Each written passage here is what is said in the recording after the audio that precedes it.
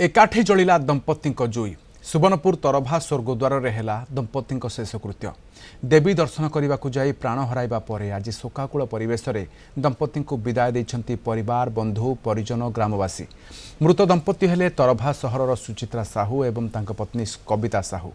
14 तारिख में तरभार सुचित्रा साहू एवं गजेन्द्र मोटारी स्वपत्नी वैष्णोदेवी दर्शन में जाइथिले। दर्शन करी फेरिबा बाटरे दुर्घटनार सम्मुखीन होइथिले। एथिरे सचित्र गजेन्द्र घटनास्थल में मृत्यु होइथिबा बेले डाक्तरखाना बाटरे प्राण हराइथिले कविता। आज सचित्र एवं कविता मर शरीर गाँव में पहुंचवा पर शोकाकूल परिवेश सृष्टि होइथिला।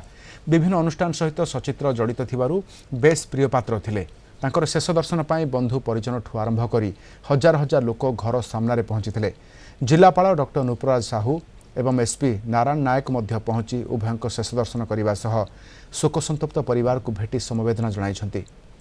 आसंता काली पहुंचब गजेन्द्र मृतदेह। दर्शन कर सारी करी हेलीपैड के फेरुले चपर रे बस रिटर्न करवार तिला तो ऑटो रे आसुले पैसेंजर बस सेटा रॉन्ग साइड रे आसिकी ओवरटेक करवार चक्कर रे सामनारू टक्कर मारदेला जोर रे।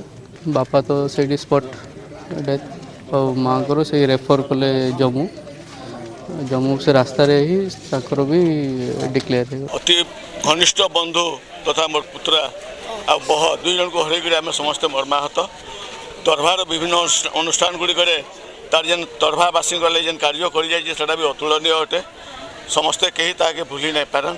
विभिन्न अनुष्ठान सहित जड़ित होकर से विभिन्न अनुष्ठान सामूहिक उन्नति केंती हेबा से बहुत चेष्टा करथिले।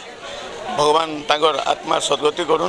विशेष किसी तो कहबार ना ये गोटे दुखद समय रे आम खाली ईश्वर पाखे प्रार्थना करूँ आत्मा शांति केमती रही जो मान को छाड़ी जाइछंती निश्चित भाव से माने भलरे रहिबे एवं प्रशासन तरफ जहाँ भी आवश्यक साहाय्य आम निश्चित भाव में करूँ।